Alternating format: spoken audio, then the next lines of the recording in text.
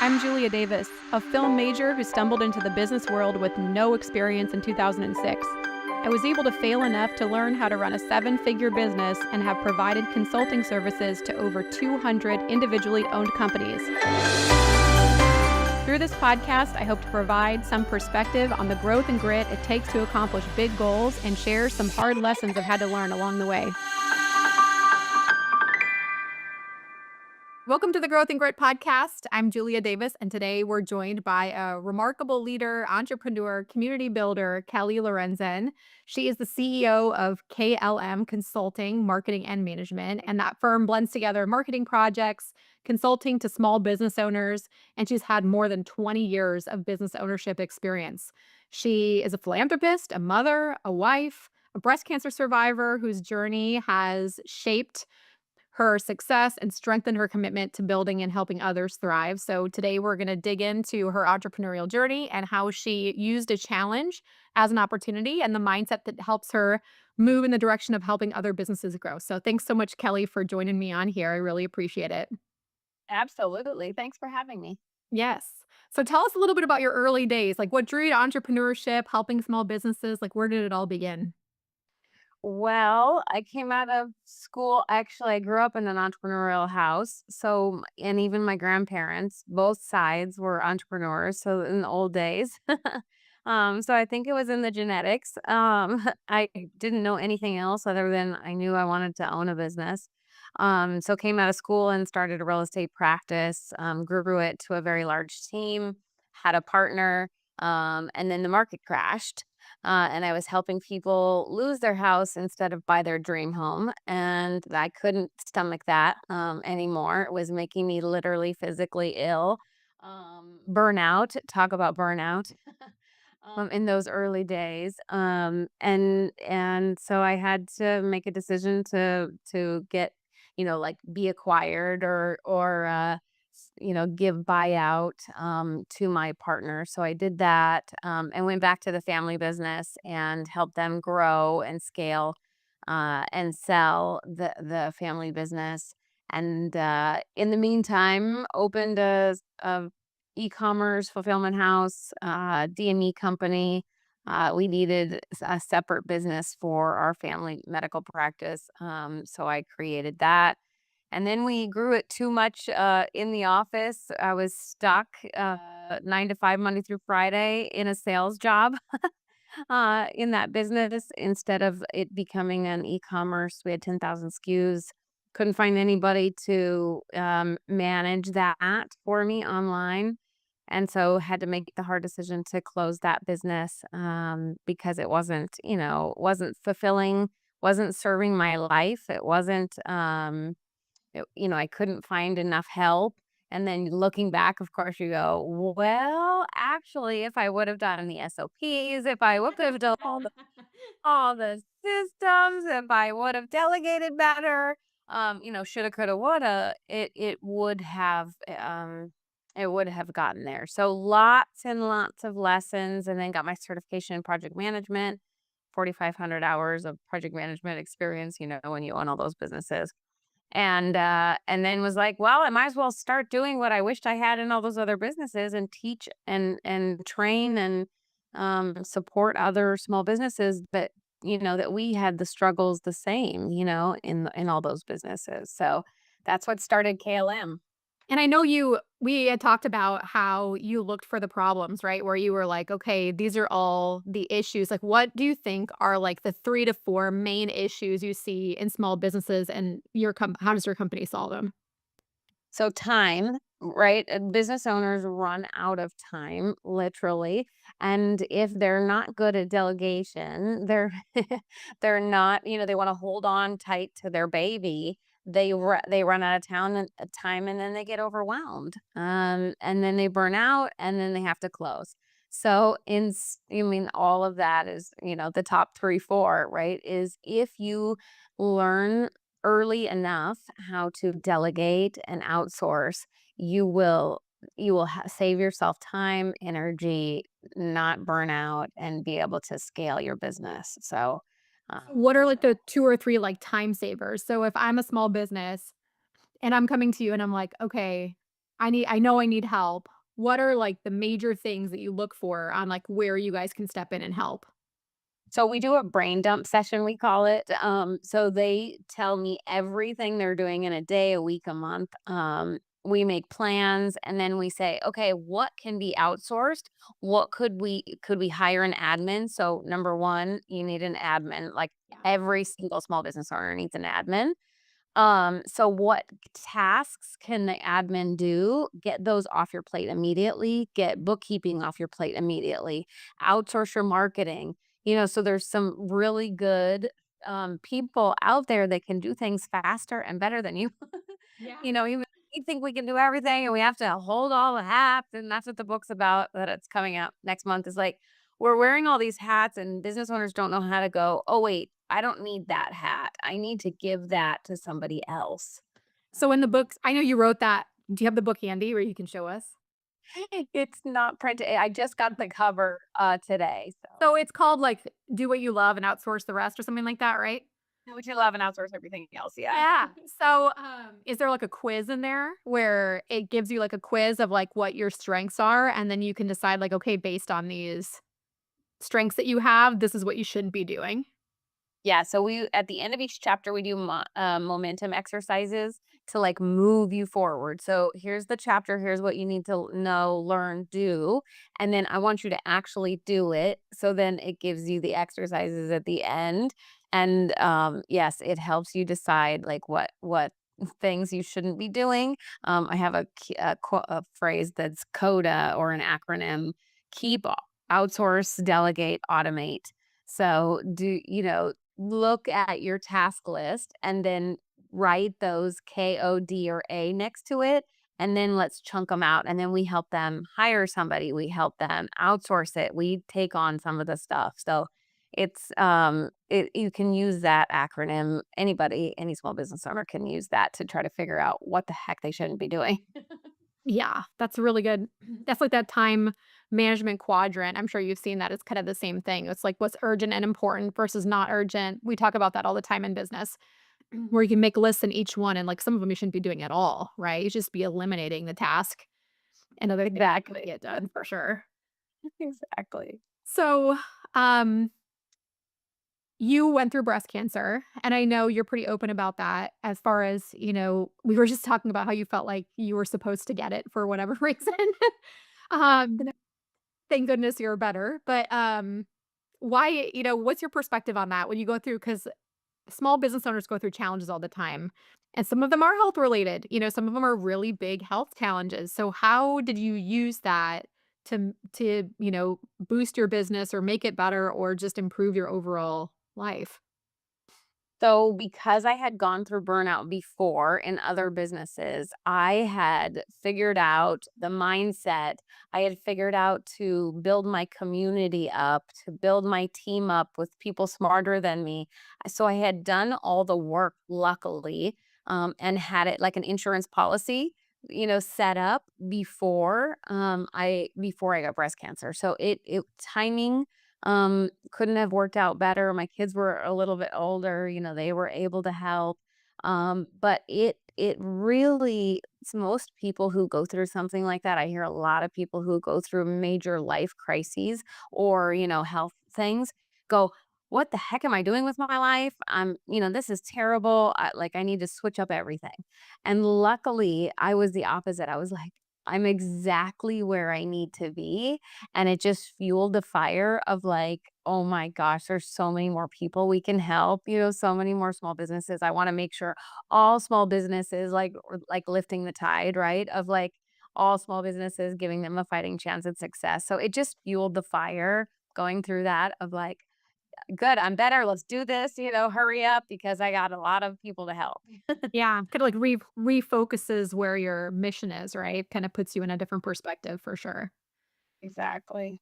So for small business right now, like people on here, who are maybe feeling stuck or are trying to scale and can't, what's a mindset shift or a strategic move that you would recommend for them if they're just kind of like, feel like they're walking through, quicksand? Right.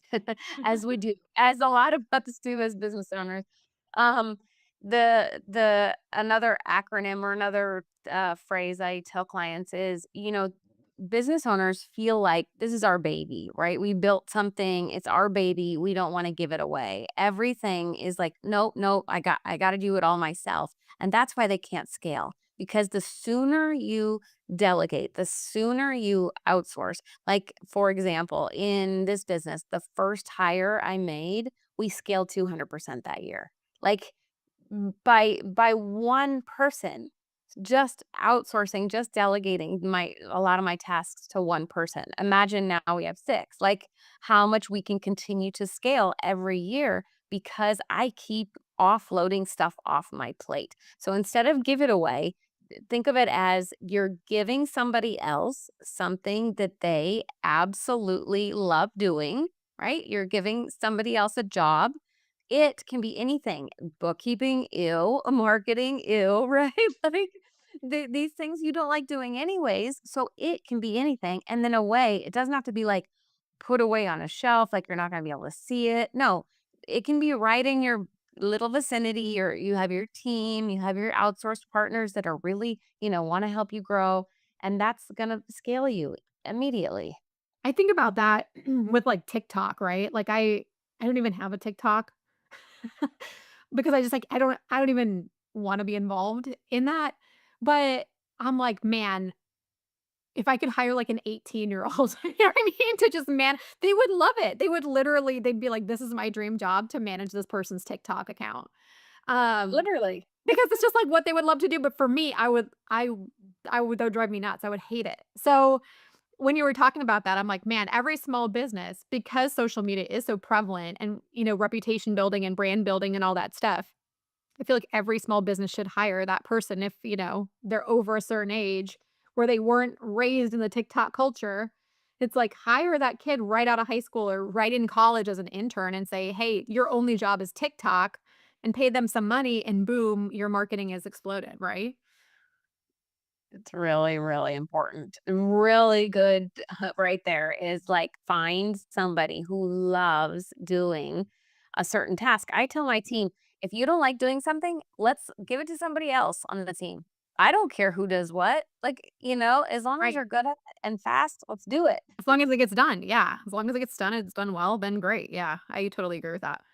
Um, okay, so my next question is, you obviously have a lot of roles, right? Like you run a business, you're a mom, you're a wife, you're a philanthropist, whatever.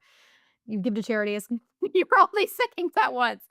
How do you balance it all? Like, we talked about time management and obviously delegating and that kind of thing, but how do you like keep your well-being intact when you're having to be all these things to all these different people? Time blocking. My calendar is color coded. I am always looking at it to make sure like yellow is personal, right? So like, do I have my personal time on either end of my day? Do I have purple, which is exercise, in my calendar every day? Do I have one doctor's appointment, whether it's a naturopath, or going to get my mammograms or like whatever it is? Like, do I have one of those a week or a month? Did I do my stretching every morning? So I'm very particular about my time and my calendar, and very good at time blocking. Just have had to figure that out because otherwise I can't do everything I want to do. Yeah, I think that's really important and a good skill to build for sure.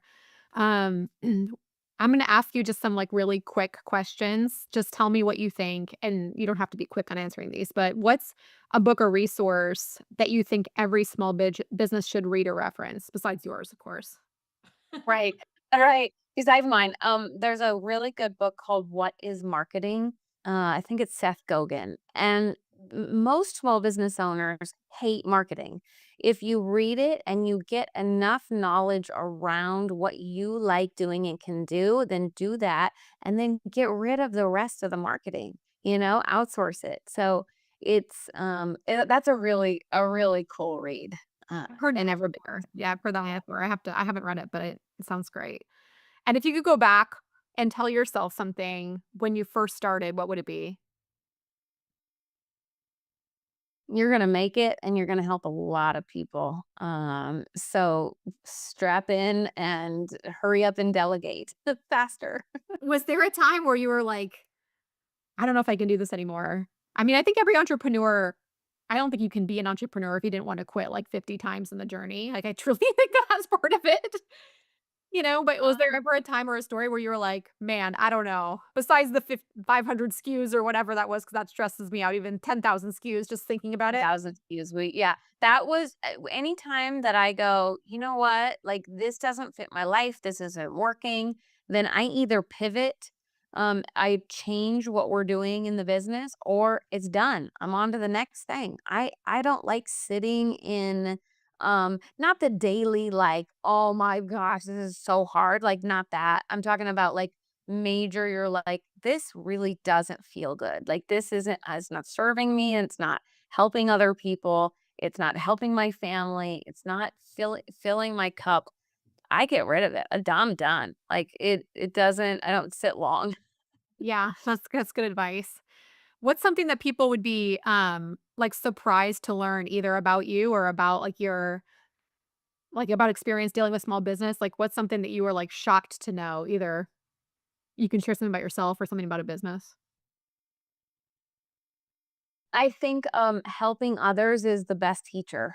So going helping all these small businesses, and they all feel the same. They're like, is it just me? And it's not. Everybody struggles. Everybody has imposter syndrome at some point. Everybody, is like, I don't know if I can do this, and has self-doubt. So it's refreshing. I mean, I know it now.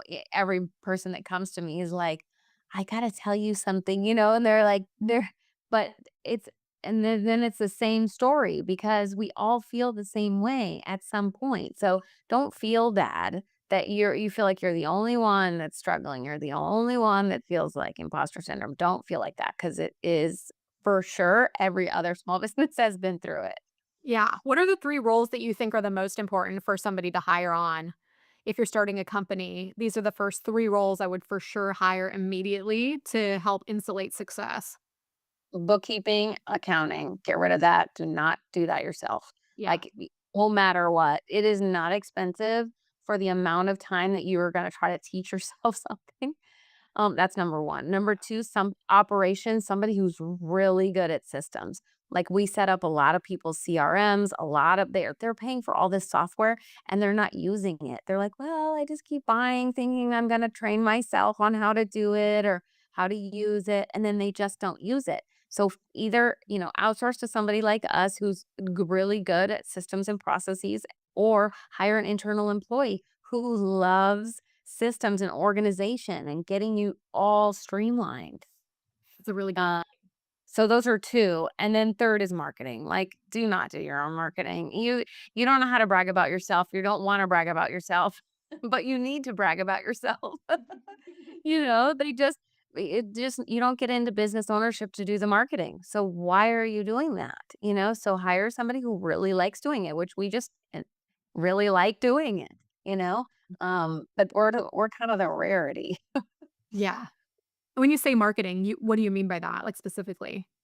I mean, so we say you need to put a blanket effect on your marketing until you really know the numbers, until you know where your business is going to come from. Um, a lot of times, like if we know the industry, if we know we've, owned something like it, then we know 50% is going to come from this, 20% is going to come from this, probably. So we can kind of bet on that. But business owners who don't know, they have to start tracking where their business is coming from. Is it coming from referrals? Is it coming from networking? Is it coming from clients? So to me, everything is marketing, everything is business development, right? I'm saying it in air quotes, like literally everything you do, your brand, your, engagement on social media, you're showing up to actual networking events. What do you look like? How are you presenting yourself? Are you giving other people referrals? I mean, there's just I could go on and on and on about what's marketing, right? Yeah. Um, but you have to figure out what Google ads, Google business profile, like that's just ridiculous amounts of stuff. And you have to kind of put it all out there and do all the things, get it all set up so anybody can find you anywhere they're looking, right? If you're not where they're always spending their time, you don't exist to them. They forget your name.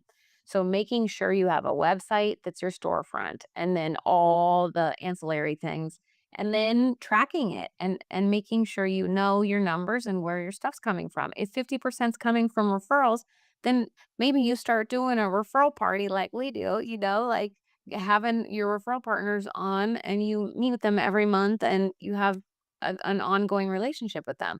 Right? So you just have to kind of figure out what the best way is for your particular business. Okay. Yeah.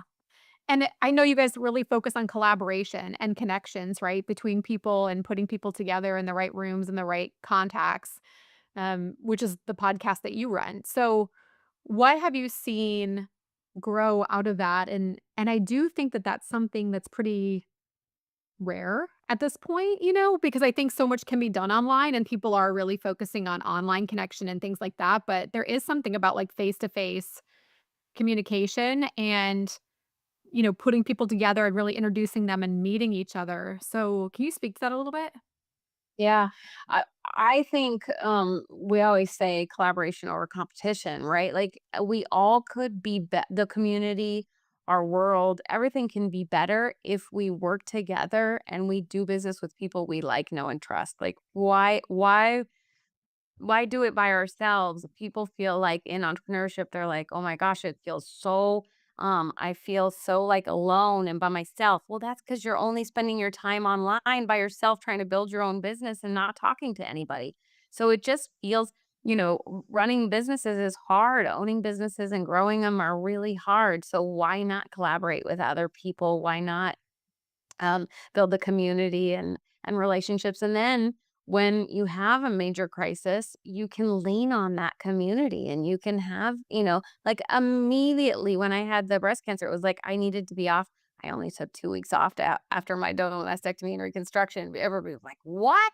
But I wanted to get back to like hurry up and help people. You know what I mean? But in those 2 weeks, I didn't have to worry about anything. I had outsourced everything. I had delegated to my team. I had everything set up because I had people around me. So build the relationships is critical to your long-term success when you need anything. You have like oh my gosh, an immediate opening, your marketing person left. What the heck are you going to do if nobody's managing all the things you built? Like let's say you have a, $1 million, $5 million business. your your marketing just stops. Like what you don't do any like, you have to have somebody immediately. Who are you gonna call to be like, "I need an interim person right now?" Well, we obviously do that, you know what I mean? But if people don't know about the resources, then you're just gonna fail or fall on your butt without the Yeah. community and collaboration. So, how does someone like, because I work with a lot of really young business owners, in their early 20s. What advice or how would you tell them to go about establishing those connections and relationships? Like, what would be the first steps they could take to do that? I would start on LinkedIn. I would build your community, your network on LinkedIn, reach out to them, start to have virtual coffees with them, and then find groups, organizations, networking things, associations, anything like affiliated with what you're doing, and go meet people in real life. Go. I go once a week. I'm always at something once a week. It doesn't have to be like every single day, right? It doesn't have to take over your whole life.